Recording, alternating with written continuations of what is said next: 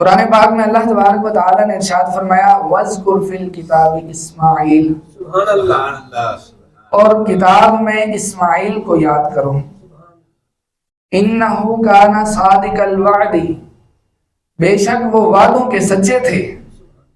یعنی اسماعیل علیہ السلام جن کی یاد میں ہم قربانی کرتے ہیں وہ وعدوں کے سچے انسان تھے. وَكَانَ رَسُولًا نَبِيًّا، اور وہ اللہ کے رسول غیب کی خبریں دینے والے تھے. اور پھر اگلا وصف ان کا بیان ہوا وَكَانَ يَأْمُرُ أَهْلَهُ بِالصَّلَاةِ وَالزَّكَاةِ، کہ آپ اپنے گھر والوں کو نماز اور زکوٰۃ کی دعوت دینے والے تھے، نماز اور زکوٰۃ کا حکم دینے والے تھے، اور اپنے رب کے ہاں بڑے ہی پسندیدہ بندے تھے. تو یہ سیدنا اسماعیل علیہ السلام کے اوصاف بیان ہوئے. اب اس آیت مبارکہ کی تشریح کی طرف ہم چلتے ہیں.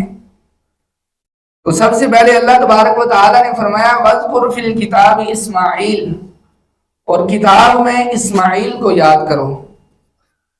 اب یہاں پر بڑی قابل غور بات ہے، اور بالخصوص اس دور کے لحاظ سے جو فتنے نمودار ہو رہے ہیں ان کے لحاظ سے تو بڑی ہی اہم بات ہے. دیکھیں آج کے دور میں ہم کچھ منکرین سے، گمراہ لوگوں سے سنتے ہیں کہ تم کیا یہ قصے کہانیاں ہی سناتے رہتے ہو. توجہ رکھنی ہے. ہم یہ باتیں سنتے ہوں گے کہ کیا قصے کہانیاں سناتے رہتے ہو، کوئی قرآن و حدیث کی بات سناؤ. یہ بات بہت چلتی ہے آج کل. ہر وقت کہانیاں ہی سناتے رہتے ہو، قصے ہی سناتے رہتے ہو، کوئی قرآن و حدیث کی بات سناؤ.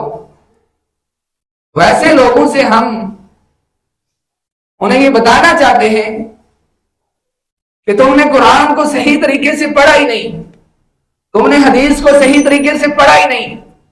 ذرا قرآن کو صحیح سے پڑھ کر دیکھو، پورے قرآن کو نہیں بلکہ صرف سورۃ مریم کو صحیح طریقے سے پڑھو. اس میں اللہ تبارک و تعالی نے فرمایا وَاذْكُرْ فِي الْكِتَابِ اسماعیل، کہ کتاب میں اسماعیل کو یاد کرو. وَاذْكُرْ فِي الْكِتَابِ ابراہیم، کتاب میں ابراہیم کو یاد کرو. وَاذْكُرْ فِي الْكِتَابِ ادریس، کتاب میں ادریس کو یاد کرو. وَاذْكُرْ فِي الْكِتَابِ مریم، کتاب میں مریم کو یاد کرو. تو یہ قرآن خود جب نبیوں کے، قرآن خود جب ولیوں کے قصے سنا رہا ہے تو تم پھر کیسے کہہ سکتے ہو کہ قصے کہانیاں ان کی کوئی حقیقت نہیں. یعنی یہ قرآن خود کہانیاں، قرآن خود انبیاء کے سچے واقعات کو بیان کر رہا ہے، تو پھر تم کون سے قصے کہانیوں کی بات کرتے ہو؟ تم خود قرآن کو صحیح طرح پڑھ کے تو دیکھو. قرآن میں اللہ نے نبیوں کے کہانیاں ہی تو بیان کی ہیں، اور یہ صرف سننے سنانے کے لیے نہیں بلکہ ان سے درس حاصل کرنے کے لیے، ان سے نصیحت حاصل کرنے کے لیے، ان سے سبق حاصل کرنے کے لیے بیان کی ہیں. تو جو آدمی کہے کہ قرآن و حدیث کی بات کرو، قصے کہانیاں نہ سناؤ، اسے کہنا چاہیے کہ قرآن پڑھ کے تو دیکھ. قرآن میں اللہ نے بہت سے نبیوں کے قصے بیان کیے ہیں. اللہ نے اپنے ولیوں کے، سیدنا مریم علیہ السلام یہ ولیہ ہیں، نبی نہیں ہے. عیسیٰ علیہ السلام کی والدہ یہ نبی نہیں ہے، ولیہ ہیں.